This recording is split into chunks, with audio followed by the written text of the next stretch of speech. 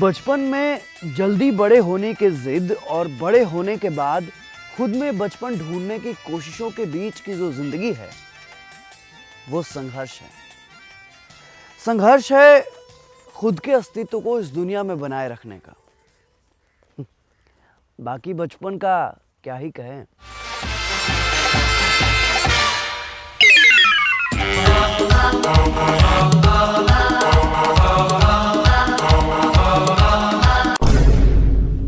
पांचवीं तक चाक को जीभ से चाटकर कैल्शियम की कमी पूरा करने की हमारी अस्थायी आदत थी। उसमें एक पाप बोध भी था कि कहीं विद्या माता नाराज ना हो जाए। तब विद्या माता हमारे बचपन की कोर्ट की भागवत गीता थी, क्योंकि विद्या की कसम हमारे नादान सच का एक बहुत बड़ा प्रूफ हुआ करता था। हालांकि वो अलग बात थी कि तब भी गुनाहगार विद्या की कसम खा के झूठ को सच में साबित कर देते थे और फिर बाद में विद्या माँ को पर्सनल लेवल पे कन्विंस करते थे कि आखिर उन्होंने झूठ क्यों बोला। क्योंकि तब भी हमें मालूम था मजबूरी तो हर माँ समझती है। पढ़ाई का तनाव हमने पेंसिल के पिछले हिस्से को चबा करके मिटाया था। तब हम आज के एलन मस्क से कम नहीं थे, क्योंकि पेंसिल के छिलके को दूध में डुबाकर रबड़ बनाने का रिसर्च हमने भी किया था। तब हमने संतरे और जामुन को बड़े प्रिकॉशन के साथ खाया था, क्योंकि तब के थ्योरी के अनुसार अगर पेट में बीज पड़ जाए तो पेट में पेड़ उग सकता था और हमारे सर से निकलकर वो पेड़ फल फूल सकता था। छुट्टियों में पुस्तक में पेड़ पौधे या फिर मोर के पंख रख लेने से हम होशियार हो जाएंगे, ये हमारा दृढ़ संकल्प था। या फिर मोर के पंख को चाक खिलाने से मोर का पंख बड़ा होता है। चाक मोर का पंख खाता गया और हम बड़े होते गए। अच्छा, कपड़े के थैलों में कॉपी किताबों के जमाने का विन्यास हमारा रचनात्मक कौशल था, और हर साल जब नई कक्षा के बस्ते सजते तो उन कॉपी किताबों पर जिल्द चढ़ाना हमारे जीवन का वार्षिक उत्सव होता था। नई नई किताबों की खुशबू तब हमारे लिए नशे जैसी थी, पर हमें नहीं मालूम था कि हर साल हमारे किताबों का मोटा होना, बस्तों का छोटा होना हमें जिंदगी के दूसरे पड़ाव में ढकेलने की प्रक्रिया का एक हिस्सा है, जो कि एक सोची समझी साजिश थी। बाकी नशा का क्या ही कहे।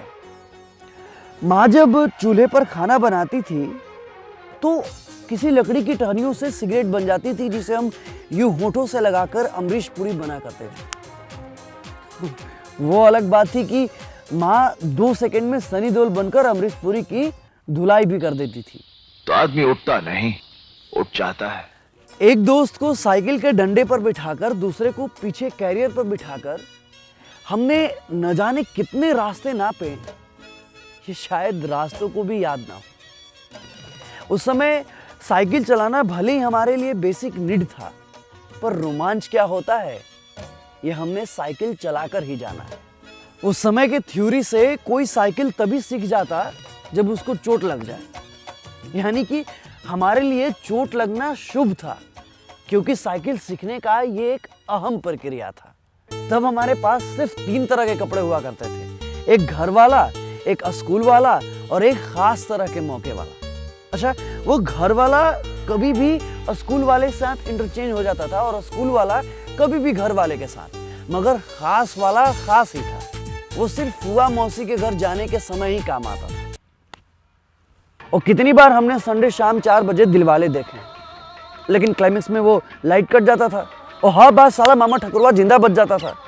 लेकिन हाँ, VCD के जमाने में ही हमने मामा ठकुर का अंत भी देखा, और वो CD को कई बार पानी से भी साफ किया है हमने। तो खून आपने किया नहीं, करवाया है। हवेली पे आ जान। क्या है हवेली पे? अरे वो शक्तिमान गीता विश्वास को बचा पाएगा या नहीं, ये बहुत बड़ा टेंशन था।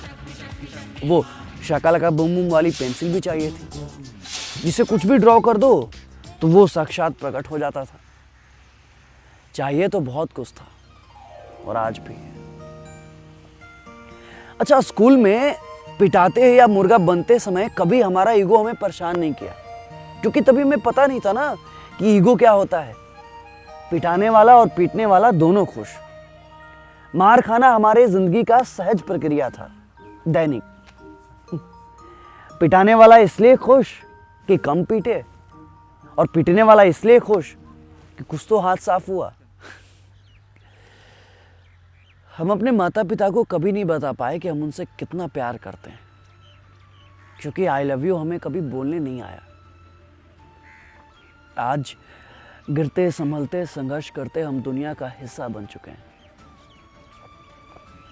कुछ मंजिल पा गए, कुछ न जाने कहाँ खो गए। हम दुनिया में कहीं भी हो, लेकिन यह सच है कि हमें हकीकतों ने पाला है। हम सच की दुनिया में थे। कपड़ों को सिलवटों से बचाए रखना, रिश्तों को औपचारिकता से बनाए रखना हमने कभी नहीं सीखा। हमें आया ही नहीं। इस मामले में हम सदैव ही मूर्ख ही रहे। अपना अपना परब झेलते हुए हम आज भी ख्वाब बुन रहे हैं।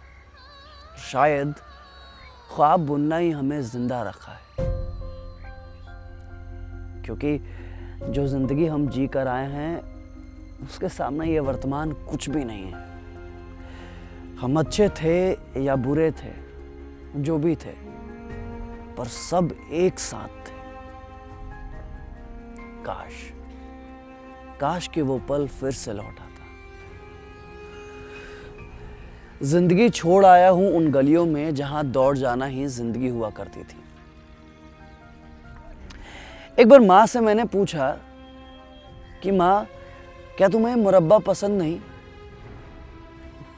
मां बोली, मुझे मुरब्बा बहुत पसंद है, और खट्टी मीठी लेमन जूस भी। फिर मैंने पूछा कि तो खाती क्यों नहीं?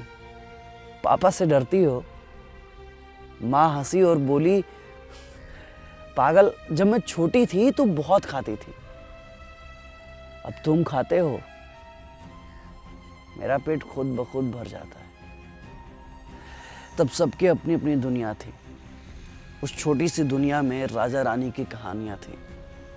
कुछ सपने थे, कुछ कंचे थे जो कहीं भी बिखेर दिए जाते थे, और वो एक लाल वाला लट्टू था जिसे किसी की भी पुश्तैनी जमीन पर नचा सकते थे। एक चूरन की पुड़िया थी जिसे खाकर हम अपना मुंह लाल कर लिया करते थे। एक वो टिकटॉक करने वाला यंत्र था जिसे नाजुक अंगूठों से दबाने पर आवाज आती थी। मेले की वह बांसुरी थी जिसे बेसुरी होने पर भी बहुत घमंड था, और प्लास्टिक का वो पिस्तौल जिसे चलाकर हम खुद को मिथुन और अजय देवगन समझते थे।